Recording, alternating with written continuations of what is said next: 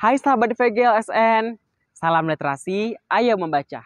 Perkenalkan, nama saya Jusrolan Panjaitan, asal sekolah dari SMK Negeri 8 Batam, dengan guru pembimbing Ibu Elvi Susiarita, SPD.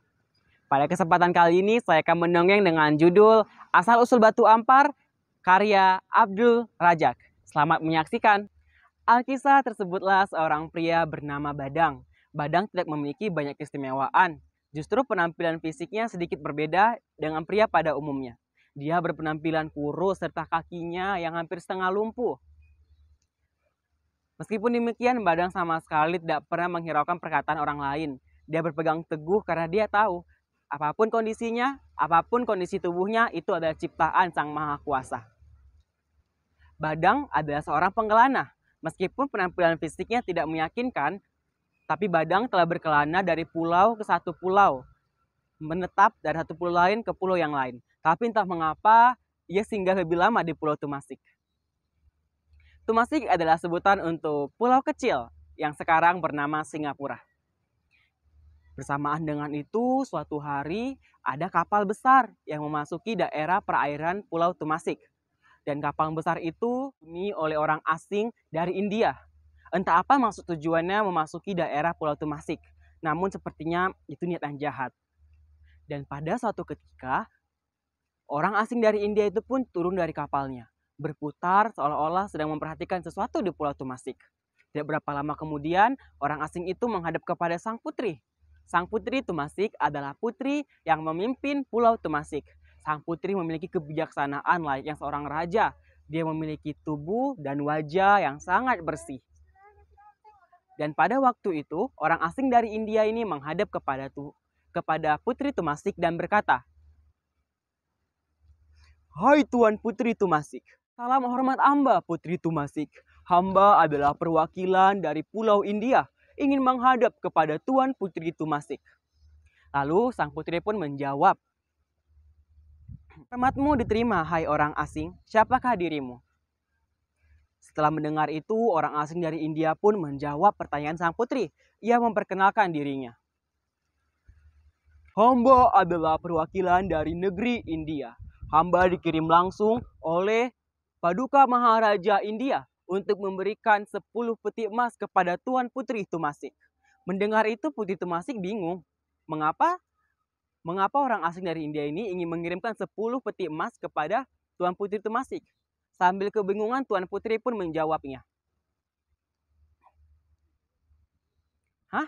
Mengapa Tuanku Maharaja India memberikan Tuan Putri Tumasik 10 peti emas?" Itulah respons sang putri, masih dengan kondisi yang sangat kebingungan. "Sebenarnya Tuan Putri, 10 peti emas ini akan Tuan Putri bisa dapatkan jika beradu kekuatan dengan hamba. Hamba melihat ada batu besar di daerah bibir pantai. Dan jika Tuan Putri dapat mencarikan perwakilan dari masyarakat Pulau Tumasik untuk mengadu kekuatan dengan hamba mengangkat batu besar itu. Jika perwakilan rakyat Tumasik menang, maka 10 peti emas ini akan menjadi milik Tuan Putri." Lalu sang putri pun menjawab, "Lalu bagaimana jika kalah, hai orang asing?" Sambil tertawa arogan, orang asing dari India pun menjawab, "Jika perwakilan dari Tuan Putri kalah, maka Pulau Tumasik dan segala pemerintahannya akan menjadi milik Tuanku Maharaja India. Saya memberikan waktu kepada Tuan Putri 7 hari lamanya untuk dapat mencari perwakilan dari rakyat Tumasik yang dapat mengalahkan hamba dalam ajang adu kekuatan." Mendengar itu, Tuan Putri pun kebingungan. Dia mengetahui betul bahwa di rakyat Tumasik tidak ada yang sekuat itu. Lagian bagaimanapun, sangat sulit menemukan manusia yang mampu mengangkat batu sebesar itu. Tuan Putri pun memutar otak mencari solusi dari permasalahan ini. Sehingga timbullah bagaimana cara agar Tuan Putri bisa menyelesaikan masalah ini. Tuan Putri pun memanggil para pengawalnya agar memberitakan informasi ini ke seluruh pelosok negeri Tumasik. Berharap ada rakyat yang mampu ataupun yang memiliki keinginan untuk melawan orang asing dari India itu. Keesokan harinya, di hari pertama dari 7 hari yang telah dijanjikan orang asing itu, hari pertama, hari kedua pun berlalu. Tapi belum ada juga perwakilan dari rakyat Tumasik yang ingin mewakili Pulau Tumasik dalam mengadu kekuatan bersama orang asing itu. Tuan Putri pun semakin gelisah hatinya. Dia sangat mencintai rakyat Tumasik dan Pulau Tumasik. Hari ketiga, keempat, kelima, bahkan keenam, belum ada satupun rakyat Pulau Tumasik yang mendaftarkan diri sebagai perwakilan dari Pulau Tumasik untuk melawan orang asing itu. Bahkan hari ketujuh, tidak ada satupun perwakilan dari rakyat Tumasik yang mendaftarkan diri mereka sebagai perwakilan dari Pulau Tumasik untuk mengalahkan orang asing dari India itu. Hati sang putri pun menjadi sangat gelisah sekaligus ketakutan. Dia sangat tidak ingin Pulau Tumasik kepada orang asing dari India itu. Dan lalu pun memerintahkan para pengawalnya untuk mengawal dirinya agar menemui orang asing dari India itu. Dia akan memikirkan solusinya sambil berjalan. Hai para pengawal, ayo kita harus mendatangi orang asing dari India itu. Aku akan memikirkan solusi dari permasalahan ini sekalian berjalan, ucap sang putri. Dan pada saat mereka sudah bertemu dengan orang asing dari India itu, dengan arogan, orang asing dari India itu mentertawakan Tuan Putri karena dia sama sekali tidak melihat perwakilan dari Pulau Tumasik. Lihatlah, benar kan? Tidak ada satupun rakyat Pulau Tumasik yang mampu melawan hamba. Hamba adalah orang kuat, bahkan yang terkuat di seantero India. Mendengar perkataan orang asing itu, sang putri pun menjadi gelisah, dia bersedih hati.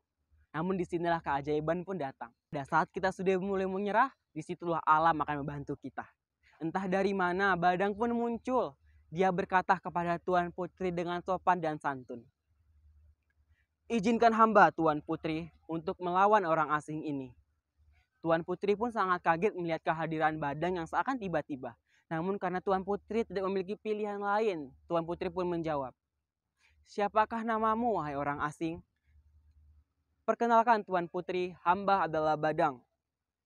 Baiklah, engkau akan mewakili pulau kita untuk melawan orang asing ini. Tapi melihat Badang yang kurus, kering, tidak meyakinkan. Dengan arogan, orang asing ini mentertawakan Badang dan berkata, apakah tidak ada perwakilan lain, wahai Tuan Putri? Engkau mengirimkan orang yang kurang gizi ini sambil tertawa dengan arogan. Dia sama sekali tidak mengetahui kemampuan Badang yang sebenarnya. Namun beralaskan badannya yang begitu besar, tegar, dan kuat, dia menghina Badang, tapi dia tidak tahu kemampuan Badang yang sebenarnya. Baiklah Tuan Putri, jika engkau tidak memiliki perwakilan lain dari pulaumu, hamba akan menerima orang kurus kering ini sebagai lawan hamba. Lihatlah bagaimana hamba mengangkat batu besar ini. Orang asing India itu mengangkat batunya dengan dua tangan tepat di atas kepalanya, sambil tertawa seolah-olah dia sudah menang. Kemudian daripada itu, dia meletakkan kembali batunya dan berkata dengan sombong, sekarang giliranmu orang kurus kering, tunjukkanlah kemampuanmu. Badang sama sekali tidak pernah sedih mendengar perkataan orang asing itu. Dengan lemah lembut dan tulus, dia mengangkat batu itu pelan-pelan hanya dengan satu tangan, melemparkannya dari tangan kiri ke tangan kanan. Dia melambungkan batu itu ke atas dan ke bawah, seolah-olah batu itu hanyalah bola bagi Badang. Dan kemudian Badang pun berkata, aku heran, mengapa ada orang yang ingin membayar 10 peti emas hanya untuk mengangkat batu ringan ini? Batu ini akan kupindahkan, kata si Badang. Badang melihat ke arah kiri dan ke arah kanan. Fokusnya tertera kepada satu pulau yang kosong tidak berpenghuni. Badang mengumpulkan tenaganya di tangan kanannya dan kemudian melemparkan batu itu tepat ke pulau yang tidak berpenghuni itu. Dengan rasa malu, orang asing ini pun langsung pergi tanpa memberikan salam atau apapun itu. Dia meninggalkan 10 peti emas yang telah dijanjikannya kepada Tuan Putri dan segera berangkat pergi menggunakan kapal yang besar itu. Tuan Putri sangat berterima kasih kepada Badang. Dia tidak mengetahui bahwa ini akan terjadi. Ucap sang Tuan Putri. Aku berterima kasih kepadamu, wahai Badang. Jika tidak karenamu, pasti pulau ini telah jatuh kepada tangan orang yang jahat seperti tadi. Tidak apa-apa Tuan Putri, sudah menjadi kewajiban kita untuk saling membantu, apalagi dari ancaman penjajahan seperti orang itu. Badang, sebenarnya niatku hanya ingin melindungi pulau dan masyarakat Tumasik. Bawalah 10 emas ini bersamamu. Dengan rendah hati dan tulus Badang pun berkata, maaf Tuan Putri, hamba hanyalah seorang pengalana. Sangat kesulitan jika membawa 10 peti emas bersama-sama dengan hamba. Ucap Badang dengan halus. Bawalah 10 peti emas ini kepada Tuan Putri dan pergunakanlah untuk mensejahterakan rakyat Pulau Tumasik. Mendengar itu, Tuan Putri pun menjadi kagum kepada sosok Badang. Ucapan Badang pun membuat Tuan Putri sangat kagum pada Badang. Namun, sang putri masih penasaran bagaimana nasib batu besar yang dilemparkan Badang tadi. Ia pun bertanya kepada Badang, Bagaimana batu yang kau lemparkan tadi, wahai Badang? Batu yang saya lemparkan tadi telah saya lempar ke pulau tidak berpenghuni 20 mil jauhnya. Batu itu telah berpecah menjadi beberapa pecahan dan membentuk rangkaian yang sangat luar biasa indahnya, Tuan Putri. Dan jika Tuan Putri berkenan, izinkan saya untuk mengundur diri. Saya harus melanjutkan perjalanan panjang saya. Saya undur diri, Tuan Putri. Tuan Putri pun menjawab, silahkan Badang, Tuhan memberkati kemanapun kakimu melangkah. Lalu sang putri yang masih penasaran pun memerintahkan beberapa pengawalnya untuk pergi ke pulau tidak berpenghuni itu dan melihat nasib dari batu besar itu. Para pengawal pun melihat batu itu berpecah menjadi beberapa serpihan batu besar dan membentuk rangkaian yang sangat luar biasa indahnya. Mereka menyampaikan kabar ini kepada sang putri dan sang putri pun ikut terjun ke pulau itu melihat batu itu sangat luar biasa indahnya. Dan sampai sekarang itulah batu yang dikenal batu ampar, atau dalam artiannya batu yang terdampar. Sekian dongeng yang berjudul tentang asal-usul batu ampar. Semoga dapat menghibur teman-teman semua. Mohon dukungannya untuk di like, subscribe, komen, dan di share ke seluruh keluarga, teman-teman, dan sahabat. Terima kasih sahabat FGLSN. Salam literasi, ayo membaca. Wassalamualaikum warahmatullahi wabarakatuh. Shalom, Om Swastiastu, Nama Budaya, Salam Kebajikan.